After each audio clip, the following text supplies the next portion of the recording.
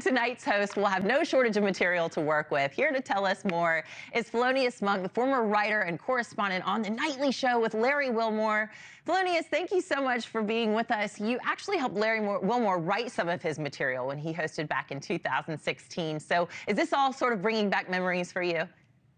I wrote with Roy Wood Jr. last year as well, so this is very fresh for me. Last year, exactly at this time, I was on pins and needles, hoping some of the stuff that I wrote got into the final script. And I don't know if you recall, but last year there were a couple of big changes, like with Don Lemon, like right at the deadline, right before it. So it's kind of a nervous moment right up to the day that it happens. Okay, yeah, if news breaks, right, things can definitely shift and change. So if you were to be writing, what would your first joke be? This one's a little scarier because I think all of the easy jokes, which is what you want to do, you want to start with something very simple that everyone's going to join into. But these are a little scarier this year. You know, Biden's age is off of the conversation because Trump's right there.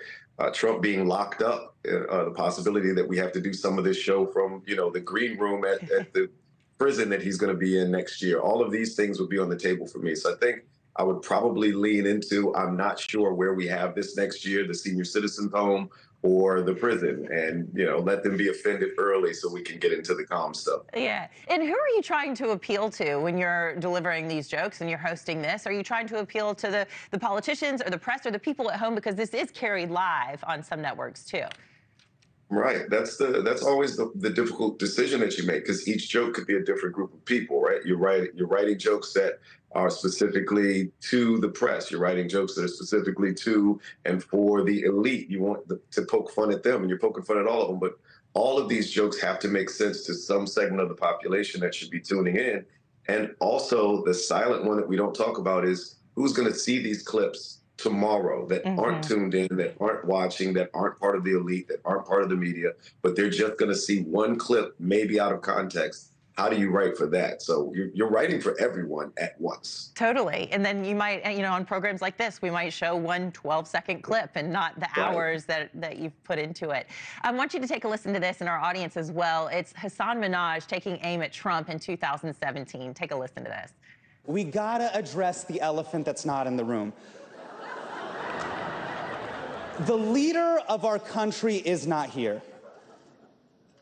And that's because he lives in Moscow. It is a very long flight.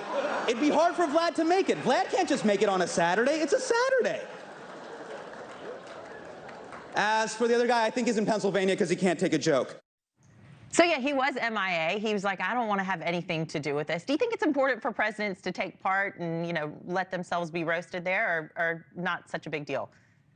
Yeah, I think it humanizes our presidents, and the fact that the former guy was the only one I can remember in my lifetime, and I've been here for a long time, who just could not grasp the idea of this is a lighthearted thing. It's not a lack of respect. It's just something fun we've done for years. It's tradition. And I think the bigger story was the break into tradition showed more about where we were as a country and with our leadership at that time than anything else. Just the fact that we were putting all traditions aside because this guy had thin skin. So I think it is important to continue some of these traditions that we have. And I think it does show something or some form of leadership to say, I can take a joke. I get it. I'm still the most powerful man in the room. Yeah, along with the press and politicians, very often it's a star-studded event. Or those when President Trump was in office, that was a bit of a missing piece to this puzzle. But we'll probably see a bit more of that tonight. And then you always have the critics who say, should we really be dressing up in black ties and sequins when the world is on fire right now? Look what's going on in Ukraine. Look what's happening with Israel and Gaza. Is it important for us to just take a step back and exhale and take a breath? I think that's important every day. I mean, of course, I'm a comedian. I think laughter is one of the most important things. But I do think we can get bogged down in the world is on fire. Well, in my lifetime, the world has never not been on fire. I was born in the 70s. We've had oil crisis and hostage crises and crack epidemics and the first attack on the Twin Towers. And all throughout the 90s, there were, you know, so many types of activism. Early 2000s, we have drug issues. We have overpopulation of our prisons. We've had war all of my life. So if the idea is we can't laugh at anything because things are tough right now, I would be out of a job.